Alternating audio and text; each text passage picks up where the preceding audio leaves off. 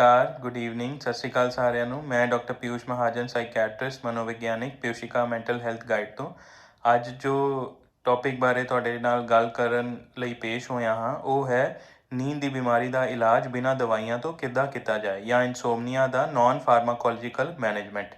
ਇਹਦੇ ਵਿੱਚ ਸਭ ਤੋਂ ਜ਼ਰੂਰੀ ਜਿਹੜੀ ਥੈਰੇਪੀ ਹੈ ਉਹਨੂੰ ਕਹਿੰਦੇ ਨੇ ਸਟਿਮੂਲਸ ਕੰਟਰੋਲ ਥੈਰੇਪੀ। ਚਲਿਏ ਆਪਾਂ ਇਹਦੇ ਬਾਰੇ ਗੱਲ ਕਰੀਏ। ਬਸ ਇਹ 2 ਮਿੰਟ ਦੀ ਜਾਂ 3 ਮਿੰਟ ਦੀ ਵੀਡੀਓ ਰਹੇਗੀ। ਮੈਂ ਤੁਹਾਨੂੰ ਥੋੜ੍ਹਾ ਜਿਹਾ ਇਹਦੇ ਬਾਰੇ ਦੱਸੂੰਗਾ। ਹੁਣ ਕੀ ਹੁੰਦਾ ਹੈ, ਅਸੀਂ ਸਾਰੇ ਹਿੰਦੁਸਤਾਨ ਦੇ ਵਿੱਚ ਜਾਂ ਖਾਸ ਕਰ ਪੰਜਾਬ ਦੇ ਵਿੱਚ ਸਾਨੂੰ ਸਾਰਿਆਂ ਨੂੰ ਆਦਤ ਹੁੰਦੀ ਹੈ ਕਿ ਆਪਣਾ ਖਾਣਾ ਜਿਹੜਾ ਹੈ ਬੈੱਡ 'ਤੇ ਖਾਣਾ, ਆਪਣਾ TV ਦੇ ਜਿਹੜਾ ਹੈ ਅਸੀਂ ਬੈੱਡ 'ਤੇ ਬੈਠ ਕੇ ਦੇਖਣਾ, ਅਸੀਂ ਅਖਬਾਰ ਪੜ੍ਹਨੀ ਹੈ ਤਾਂ ਆਪਣੇ ਬੈੱਡ 'ਤੇ ਬੈਠ ਕੇ ਪੜ੍ਹਨੇ ਆ, ਜਾਂ ਹੋਰ ਕੋਈ ਵੀ ਐਕਟੀਵਿਟੀ ਹੈ ਅਸੀਂ ਆਪਣੇ ਬੈੱਡ 'ਤੇ ਹੀ ਬੈਠ ਕੇ ਕਰਨੇ ਆ ਅਤੇ ਉਹੀ ਬੈੱਡ 'ਤੇ ਆਪਾਂ ਰਾਤ ਨੂੰ ਸੌਣ ਲਈ ਜਾਂਦੇ ਹਾਂ। ਅਤੇ ਟੈਕਨੀਕਲੀ ਇਹ ਚੀਜ਼ ਸਾਡੇ ਲਈ ਨੀਂਦ ਲਈ ਬੜੀ ਹੀ ਹਾਨੀਕਾਰਕ ਹੁੰਦੀ ਹੈ। ਇਸ ਨੂੰ ਹੀ ਸਟਿਮੂਲਸ ਕੰਟਰੋਲ ਥੈਰੇਪੀ ਕਿਹਾ ਜਾਂਦਾ ਹੈ। ਇਹਦੇ ਵਿੱਚ ਹੁਣ ਅਸੀਂ ਕੀ ਕਰਨਾ ਹੈ? ਸਟਿਮੂਲਸ ਕੰਟਰੋਲ ਥੈਰੇਪੀ ਦਾ ਮਤਲਬ ਹੈ ਕਿ ਪਹਿਲਾਂ ਤਾਂ ਆਪਣੇ ਜਿਹੜੇ ਵੀ ਬੈੱਡ 'ਤੇ ਜਾਂ ਜਿਹੜੇ ਵੀ ਬੈੱਡਰੂਮ 'ਚ ਤੁਸੀਂ ਰਾਤ ਨੂੰ ਸੌਂਦੇ ਹੋ ਉਸ ਬੈੱਡ ਦਾ ਦਿਨੇ ਇਸਤੇਮਾਲ ਬਿਲਕੁਲ ਨਹੀਂ ਕਰਨਾ।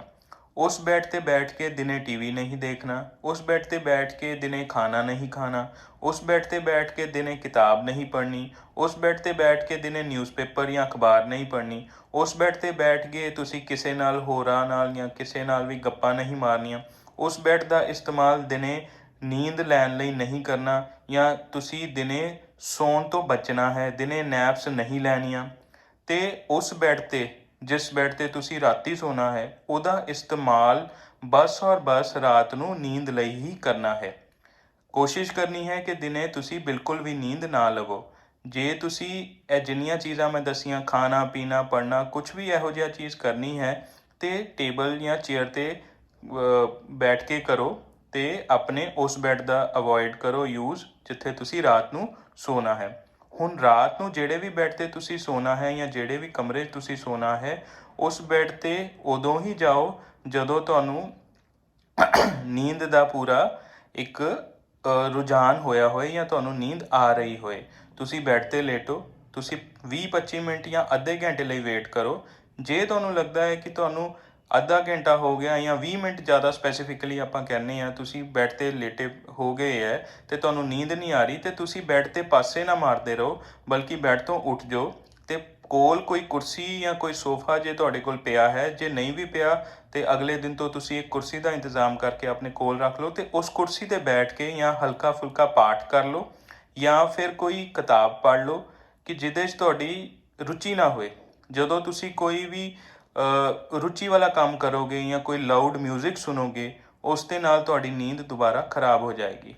ਤੁਹਾਨੂੰ ਜਦੋਂ ਪਾਠ ਕਰਦੇ ਹੋਏ ਜਾਂ ਲਾਈਟ ਮਿਊਜ਼ਿਕ ਸੁਣਦੇ ਹੋਏ ਜਾਂ ਕੋਈ ਕਿਤਾਬ ਪੜ੍ਹਦੇ ਹੋਏ ਜਦੋਂ ਤੁਹਾਨੂੰ ਲੱਗਣ ਲੱਗ ਪਏ ਕਿ ਹੁਣ ਮੈਨੂੰ ਨੀਂਦ ਆ ਰਹੀ ਹੈ ਅਤੇ ਦੁਬਾਰਾ ਤੁਸੀਂ ਤਾਂ ਬੈੱਡ 'ਤੇ ਆਪਣੇ ਲੇਟਣ ਲਈ ਚਲੇ ਜਾਓ।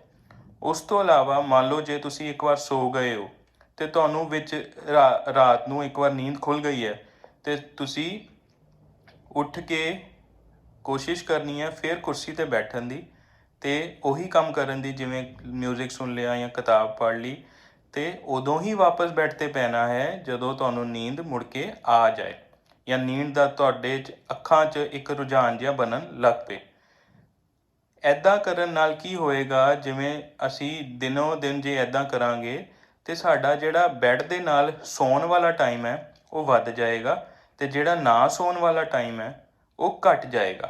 ਜਦੋਂ ਡੇਲੀ ਅਸੀਂ ਇਹ ਚੀਜ਼ ਕਰਾਂਗੇ ਉਹਦੇ ਨਾਲ ਸਾਡੀ ਨੀਂਦ ਦੀ ਜਿਹੜੀ ਕੰਸੋਲੀਡੇਸ਼ਨ ਹੈ ਉਹ ਰਾਤ ਨੂੰ ਹੋ ਜਾਏਗੀ ਅਤੇ ਸਾਨੂੰ ਦਿਨੇ ਨੀਂਦ ਨਹੀਂ ਆਏਗੀ ਅਤੇ ਰਾਤ ਦੀ ਨੀਂਦ ਸਾਡੀ ਵਧੀਆ ਹੋ ਜਾਏਗੀ। ਇਹਨੂੰ ਹੀ ਅਸੀਂ ਸਟਿਮੂਲਸ ਕੰਟਰੋਲ ਥੈਰੇਪੀ ਕਹਿੰਦੇ ਹਾਂ। ਇਹਦੇ ਨਾਲ ਨਾਲ ਨੀਂਦ ਨੂੰ ਹੋਰ ਬਿਹਤਰ ਕਰਨ ਲਈ ਆਪਾਂ ਇੱਕ ਚੀਜ਼ ਹੁੰਦੀ ਹੈ sleep hygiene measures. Sleep hygiene measures 'ਚ ਇਹ ਹੁੰਦਾ ਹੈ ਕਿ ਤੁਸੀਂ ਇੱਕ ਪੱਕਾ ਟਾਈਮ ਰੱਖਣਾ ਹੈ ਰਾਤ ਨੂੰ ਸੌਣ ਦਾ, ਸਵੇਰੇ ਉੱਠਣ ਦਾ। ਰਾਤ ਨੂੰ ਸੌਣ ਵੇਲੇ ਆਪਣੇ ਕਮਰੇ ਦਾ ਜਿਹੜਾ ਤਾਪਮਾਨ ਹੈ, ਟੈਂਪਰੇਚਰ ਹੈ, ਉਹ ਮੌਸਮ ਦੇ ਹਿਸਾਬ ਨਾਲ ਰੱਖਣਾ ਹੈ। ਜੇ ਜ਼ਿਆਦਾ ਠੰਡ ਹੈ ਅਤੇ ਰਜਾਈ ਵਗੈਰਾ ਲਓ, ਜੇ ਜ਼ਿਆਦਾ ਗਰਮੀ ਹੈ ਕੂਲਰ ਜਾਂ AC ਦੀ ਵਰਤੋਂ ਕਰੋ। ਤੁਹਾਡਾ ਗੱਦਾ ਆਰਾਮਦਾਇਕ ਹੋਣਾ ਚਾਹੀਦਾ, ਤੁਹਾਡਾ ਸਰੈਣਾ ਆਰਾਮਦਾਇਕ ਹੋਣਾ ਚਾਹੀਦਾ। ਰਾਤ ਨੂੰ ਸੌਣ ਵੇਲੇ ਬਿਲਕੁਲ ਵੀ ਹਲਕੀ ਫੁਲਕੀ ਰੌਸ਼ਨੀ ਨਹੀਂ ਹੋਣੀ ਚਾਹੀਦੀ ਕਮਰੇ ਦੇ ਵਿੱਚ। ਜਿਵੇਂ ਕਈ ਵਾਰ ਅਸੀਂ ਲਾਪਰਵਾਹੀ ਕਰਕੇ ਫ਼ੋਨ ਦੇ ਚਾਰਜਰ ਦੀ ਬੱਤੀ ਔਨ ਰੱਖ ਦਿੰਦੇ ਹਾਂ, ਜਾਂ ਕਈ ਵਾਰ ਸਾਡਾ ਫ਼ੋਨ ਦਾ ਇੰਟਰਨੈਟ ਔਨ ਰਹਿ ਜਾਂਦਾ ਹੈ ਅਤੇ ਅਸੀਂ ਵਾਰੀ ਉਹਦੇ 'ਤੇ ਆਉਣ 'ਤੇ ਨੋਟੀਫਿਕੇਸ਼ਨ ਆਉਣ 'ਤੇ ਅਸੀਂ ਡਿਸਟਰਬ ਹੋ ਜਾਂਦੇ ਹਾਂ। ਅਸੀਂ ਕੋਸ਼ਿਸ਼ ਕਰਨੀ ਹੈ ਕਿ ਰਾਤੀ 8 ਵਜੇ ਤੋਂ ਬਾਅਦ ਕੋਈ ਵੀ ਰੌਸ਼ਨੀ ਅੱਖਾਂ 'ਤੇ ਪੈਣ ਦੀ ਅਵੋਇਡ ਕਰਨੀ ਹੈ, ਖਾਸ ਕਰ ਟੀਵੀ ਦੀ ਰੌਸ਼ਨੀ ਜਾਂ ਨੇੜੇ ਜਿਵੇਂ ਫੋਨਾਂ ਦੀ ਰੌਸ਼ਨੀ, ਇਹ ਚੀਜ਼ਾਂ ਨੂੰ ਅਵੋਇਡ ਕਰਨਾ ਹੈ। ਉਸ ਤੋਂ ਇਲਾਵਾ ਸਲੀਪ ਹਾਈਜੀਨ 'ਚ ਇਹ ਵੀ ਆਉਂਦਾ ਹੈ ਕਿ ਸ਼ਾਮ ਨੂੰ 5 ਵਜੇ ਦੇ ਬਾਅਦ ਕੋਈ ਤੁਸੀਂ ਚਾਹ ਜਾਂ ਕੌਫੀ ਜਾਂ ਕੋਈ ਕੈਫੀਨ ਵਾਲੀਆਂ ਚੀਜ਼ਾਂ ਜਿਹਦੇ ਨਾਲ ਸਰੀਰ ਨੂੰ ਉਤੇਜਨਾ ਆਉਂਦੀ ਹੈ, ਜਾਂ ਜਿਵੇਂ ਕੈਫੀਨੇਟਿਡ ਬੈਵਰੇजेस ਆਉਂਦੀਆਂ ਜਾਂ ਐਨਰਜੀ ਡਰਿੰਕਸ ਆਉਂਦੀਆਂ, ਉਹ ਅਸੀਂ ਅਵੋਇਡ ਕਰਨੀਆਂ ਨੇ। ਰਾਤ ਨੂੰ ਅਸੀਂ ਹੈਵੀ ਫੂਡ ਨਹੀਂ ਲੈਣਾ, ਭਾਰੀ ਭੋਜਨ ਜਾਂ ਫੈਟ ਵਾਲਾ ਜ਼ਿਆਦਾ ਭੋਜਨ ਨਹੀਂ ਲੈਣਾ। ਖਾਣਾ ਜ਼ਰੂਰ ਹੈ ਪਰ ਉਹਨੂੰ ਲਾਈਟ ਰੱਖਣਾ ਹੈ, ਅਤੇ ਤੁਸੀਂ ਉਹਦੇ ਨਾਲ ਖਾਣਾ ਖਾਣ ਦੇ ਵਿੱਚ ਅਤੇ ਸੌਣ ਦੇ ਵਿੱਚ ਲਗਭਗ 2 ਘੰਟੇ ਦਾ ਗੈਪ ਰੱਖਣਾ ਹੈ। ਜੇ ਮੰਨ ਲਓ ਤੁਸੀਂ 8 ਵਜੇ ਖਾਣਾ ਖਾਧਾ ਅਤੇ ਤੁਹਾਡੇ ਸੌਣ ਦਾ ਟਾਈਮ ਘੱਟ ਤੋਂ ਘੱਟ 10 ਜਾਂ 10:15 ਹੋਣਾ ਚਾਹੀਦਾ ਹੈ। ਹੋਰ ਤੁਸੀਂ ਇਹ ਵੀ ਕਰ ਸਕਦੇ ਹੋ ਕਿ ਸੌਣ ਤੋਂ ਪੌਣਾ ਘੰਟਾ ਪਹਿਲਾਂ ਤੁਸੀਂ ਗਰਮ ਦੁੱਧ ਦੇ ਗਲਾਸ ਵਿੱਚ ਚੁਟਕੀ ਹਲਦੀ ਪਾ ਕੇ ਪੀਓ, ਉਹਦੇ ਨਾਲ ਤੁਹਾਡੀ ਨੀਂਦ ਦੀ ਹੋਰ ਬਿਹਤਰੀ ਹੋ ਜਾਏਗੀ। ਇਹ ਸਾਰੀ ਚੀਜ਼ਾਂ ਕਰਨ ਤੋਂ ਇਲਾਵਾ ਜੇ ਬਾਈ ਚਾਂਸ ਤੁਹਾਨੂੰ ਰਾਤੀ ਨੀਂਦ ਨਹੀਂ ਆਉਂਦੀ, ਜਿਵੇਂ ਕਿ ਮੈਂ ਪਹਿਲਾਂ ਸਟਿਮੂਲਸ ਕੰਟਰੋਲ 'ਚ ਦੱਸਿਆ ਕਿ ਤੁਸੀਂ ਉੱਠ ਕੇ ਕੁਰਸੀ 'ਤੇ ਬੈਠ ਜਾਓ ਅਤੇ ਨੀਂਦ ਉਦੋਂ ਹੀ ਵਾਪਸ ਸੌਣ ਲਈ ਜਾਓ ਜਦੋਂ ਤੁਹਾਨੂੰ ਲੱਗੇ ਕਿ ਅੱਖਾਂ 'ਚ ਨੀਂਦ ਆ ਰਹੀ ਹੈ। ਇਸ ਤੋਂ ਇਲਾਵਾ ਜਦੋਂ ਉਸ ਟਾਈਮ ਤੁਹਾਨੂੰ ਨੀਂਦ ਨਹੀਂ ਆ ਰਹੀ ਤਾਂ ਤੁਸੀਂ ਵਾਰੀ ਘੜੀ ਨੂੰ ਨਹੀਂ ਦੇਖਣਾ। ਇਸ ਤੋਂ ਇਲਾਵਾ ਤੁਸੀਂ ਜਦੋਂ ਸਵੇਰੇ ਉੱਠੋ, ਮੰਨ ਲਓ ਤੁਸੀਂ 6 ਵਜੇ ਸਵੇਰੇ ਉੱਠਦੇ ਪਿਓ, ਅਤੇ ਤੁਸੀਂ ਕੁਛ ਦੇਰ ਲਈ 2 ਜਾਂ 5 ਮਿੰਟ ਲਈ ਨੈਚੁਰਲ ਲਾਈਟ 'ਚ ਖੜ੍ਹੇ ਹੋ ਜਾਓ। ਚਾਹੇ ਮੈਂ ਰੌਸ਼ਨੀ ਦੀ ਗੱਲ ਨਹੀਂ ਕਰ ਰਿਹਾ ਜਾਂ ਧੁੱਪ ਦੀ ਗੱਲ ਨਹੀਂ ਕਰ ਰਿਹਾ, ਜਿਹੜੀ ਵੀ ਬਾਹਰ ਰੌਸ਼ਨੀ ਹੈ ਨੋਰਮਲ, ਕੁਛ ਤੇ ਹਨੇਰੇ ਤੋਂ ਹਟ ਕੇ ਰੌਸ਼ਨੀ ਸ਼ੁਰੂ ਹੋ ਜਾਏਗੀ 6:30 ਵਜੇ, ਉਹ ਰੌਸ਼ਨੀ 'ਚ 2 ਮਿੰਟ ਖੜ੍ਹੇ ਹੋ, 5 ਮਿੰਟ ਖੜ੍ਹੇ ਹੋ। ਇਹ ਚੀਜ਼ਾਂ ਦਿਨੋਂ ਦਿਨ ਕਰਨ ਨਾਲ ਤੁਹਾਡੀ ਨੀਂਦ ਦੀ ਜਿਹੜੀ ਹੈ ਬਿਹਤਰੀ ਹੁੰਦੀ ਜਾਏਗੀ। ਇਸ ਤੋਂ ਇਲਾਵਾ ਕੁਛ ਜ਼ਰੂਰੀ ਚੀਜ਼ਾਂ ਜਿਹੜੀਆਂ ਆਮ ਤੌਰ 'ਤੇ ਕਰਨੀਆਂ ਚਾਹੀਦੀਆਂ ਨੇ ਜਿਹਦੇ ਨਾਲ ਨੀਂਦ ਹੋਰ ਬਿਹਤਰ ਹੋ ਸਕਦੀ ਹੈ।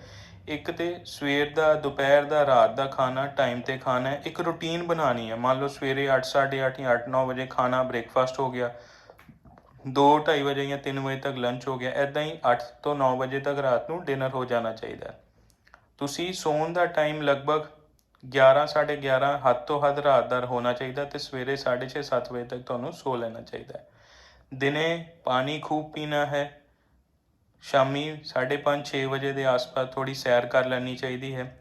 ਇਸ ਤੋਂ ਇਲਾਵਾ ਸੈਰ ਤੋਂ ਇਲਾਵਾ ਮੈਂ ਇੱਥੇ ਇੱਕ ਪੁਆਇੰਟ ਹੋਰ ਕਹੂੰਗਾ ਕਿ ਕੋਈ ਵੀ ਰਾਤ ਨੂੰ ਹੈਵੀ ਐਕਸਰਸਾਈਜ਼, ਜਿਵੇਂ ਕਿ ਜਿਮ ਦਾ ਇਸਤੇਮਾਲ ਬੋਡੀ ਬਿਲਡਿੰਗ ਲਈ ਰਾਤ ਨੂੰ, ਜਿਵੇਂ ਕਈ ਲੋਕਾਂ ਨੂੰ ਸ਼ੌਂਕ ਹੁੰਦਾ ਕਰਨ ਦਾ, ਉਹ ਚੀਜ਼ ਨਹੀਂ ਕਰਨੀ।